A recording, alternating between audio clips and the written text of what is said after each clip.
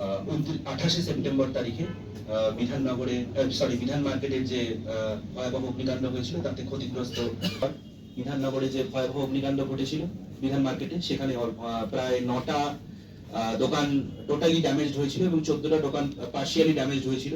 সেই অনুযায়ী মাননীয় মুখ্যমন্ত্রীর উদ্যোগে আমরা অলরেডি তাদেরকে ক্ষতিপূরণ 1 লাখ টাকা এবং 50,000 টাকা করে প্রদান করেছি। এরপর ক্ষয়ক্ষতির পরিমাণ বিবেচনা করে তুলে দিচ্ছি। আমি স্যারকে রিকোয়েস্ট করবো, স্যার প্লিজ বলেন। এটা দিলাম 4 জন দোকানদার, তাদের খুব একটা নেই। মানবিক মুখ্যমন্ত্রী তিনি 9টা দোকানকে অথবা 8টা দোকানকে 1 লাখ টাকা করে আর বাকি 14টা দোকানকে 50,000 টাকা করে দিয়েছে। তিনি আমাদের নির্দেশ দিয়েছিলেন যে পুরসভা এই যে দোকানগুলো বানানো দরকার সেগুলো যেন সেই কাজটা করে দেয়।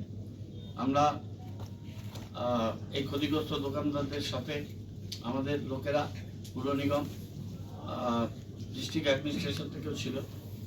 আমরা দিনরাত্রি যোগাযোগ রেখেছি এবং একদিনের মধ্যে আমরা সার্ভে রিপোর্ট তৈরি করে এবং আমরা অত্যন্ত কৃতজ্ঞ মাননীয় মুখ্যমন্ত্রী এবং ডিস্ট্রিক্ট অ্যাডমিনিস্ট্রেশন ডিজাস্টার ম্যানেজমেন্ট তারা একদিনের মধ্যে চেক রেডি করে এবং পরের দিন আমরা পরশুদিন সকালে আমরা সেই চেকটা তাদের কাছে এক ব্যক্তি তার 2টো দোকান ছিল, 2টো দোকানই ব্যাডলি ড্যামেজ।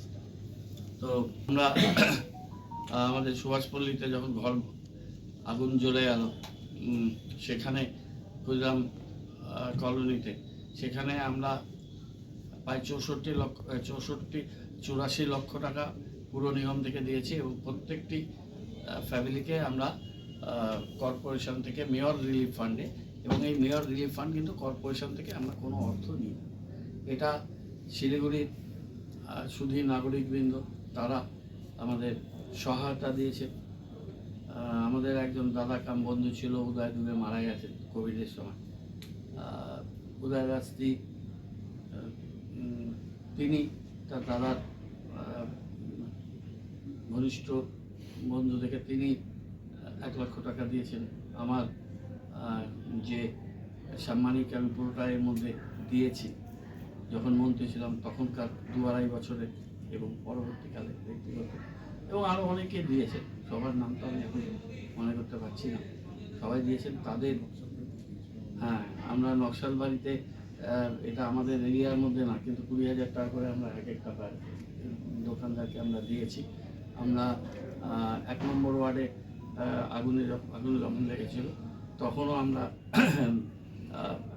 সব সেখানে সহায়তা দিয়েছি এবং আমরা ওয়ান টাইম যেমন চিকিৎসা পড়াশুনোর ক্ষেত্রে এখানে এই অর্থটা আমরা ব্যয় করি, তেমনি আমরা মান্থলি অনেক যারা চিকিৎসার দরকার বা স্টুডেন্ট 58,000 টাকা আমাদের পার মান্থ আমরা মেয়র রিলিফ ফান্ড থেকে বিভিন্নভাবে আমরা সহায়তা আমরা দিয়ে থাকি।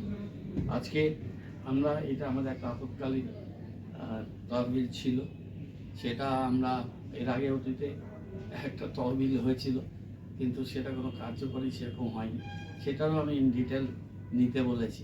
আমরা প্রত্যেক বছর এর রিপোর্ট আমরা বই আকারে দিয়ে দিই এবং এটা অডিটে আছে, ইন্টারনাল অডিটের আওতায় আমরা এই তহবিলকেও এনেছি এবং আমরা কোনো ক্যাশ টাকা কারো থেকে নিতে পারি, প্রত্যেকটা আমরা চেকে নিয়েছি এবং আমরা যখন যাদের আমরা দিয়েছি সবাইকেই আমরা চেকেই দিয়েছি। শুধুমাত্র একজন 14ই মে 1994 সালে শহীদ হয়েছিলেন উদয় চক্রবর্তী, তার মা, তার কোনো ব্যাংক অ্যাকাউন্ট ছিল না এবং হাতের রেখা তার এত অস্পষ্ট ছিল যে ব্যাংক অ্যাকাউন্ট ওখানে গিয়েও করতে পারছিল। সুতরাং পিন্টু ঘোষ বলে আমাদের যে কাউন্সিল, একটা দোকানের সাথে আমরা কন্ট্রাক্ট করি, প্রতি মাসে 600-700 টাকা করে তার ওষুধ লাগতো, সেই দোকানদার ওষুধটা দিত এবং সেই ওষুধের বিল কর্পোরেশন থেকে আমরা পেমেন্ট করেছি, তার সমস্ত আমাদের ডকুমেন্ট